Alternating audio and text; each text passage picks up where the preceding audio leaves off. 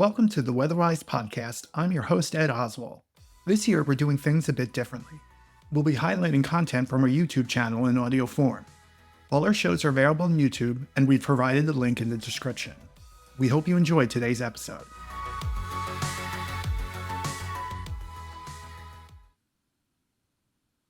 Did you know that in the 1960s, the US government tried to control hurricanes by seeding them with silver iodide? It actually happened, and here's the story. Rumors have swirled about government programs controlling the weather for decades. Conspiracy theories claim hurricanes can be tamed or redirected at will, including by prominent media figures and politicians. But like any good conspiracy theory, it starts with a kernel of truth. With weather modification in the news for better or worse at the moment, we wanted to dive deeper into whether it's really possible. This is a story of Project Stormfury, a real government program that tried to modify the weather, not to control it, but to weaken one of nature's most destructive forces, hurricanes. In the late 1950s and early 1960s, the US government faced an ongoing threat.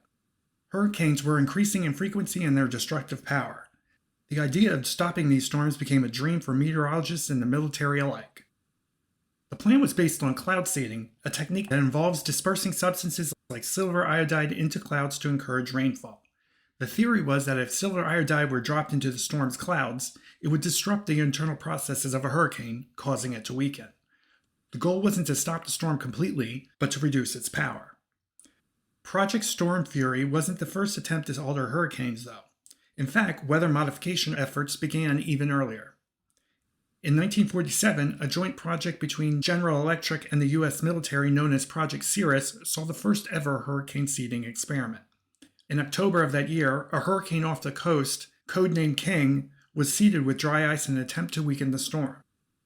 The experiment, though groundbreaking, was controversial.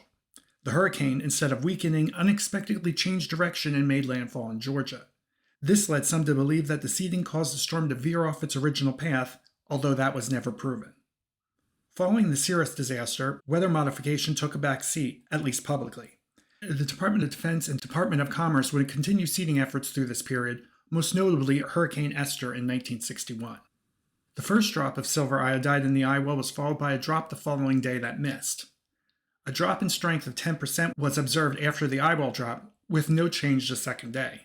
This was interpreted as a success. Esther would lead to the creation of Project Stormfury in 1962. For 21 years, planes flew into the hearts of hurricanes, releasing silver iodide crystals in an attempt to artificially stimulate the formation of ice in the storm's clouds. The hope was that this would cause the storm's energy to disperse across a larger area, weakening the intense winds at its core. Robert Simpson, the man behind the Saffir-Simpson scale, would even serve as Stormfury's first director. There were several guidelines used in which storms to seed.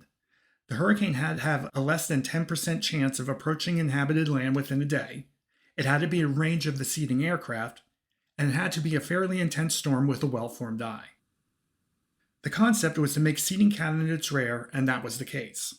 The first candidate was Hurricane Beulah in August 1963. Mistakes were made on the first drops, and no change in strength was recorded.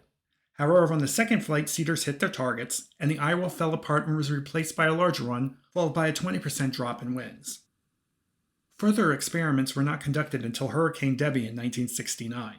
This was perhaps the project's best candidate. A total of 13 planes would fly through and seed the storm in a 3-day period. On the first day, wind speeds fell by 31%. On the second day, wind speeds fell by 18%. This would lead to calls for more research, but the criteria made it extremely difficult to find candidate storms. So the only evidence was the success of Debby. But that success wasn't what researchers thought it was.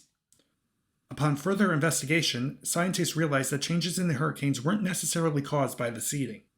Many of the storms that were studied exhibited natural fluctuations in strength that could not be reliably linked to the experiments. What researchers may have stumbled upon was a natural cycle of hurricanes now known as the eye well replacement cycle. Remember that at the time of this project, hurricane hunters had only been flying into these storms for less than 2 decades, and nowhere near as frequently as they do now. Weather satellites were only beginning to be launched. There was just a lot that we didn't know about the weather or could see. By the early 1980s, it became clear that the ambitious goals of Stormfury were beyond our capabilities. Hurricanes couldn't be reliably weakened by human intervention. After 2 decades of experiments, Stormfury was officially canceled in 1983, although seeding flights had stopped 12 years earlier. While Project Stormfury was a failure, that hasn't stopped researchers from cloud seeding on a smaller scale.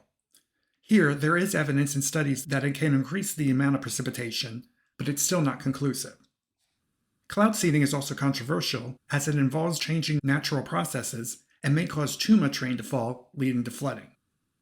So what can we learn from this?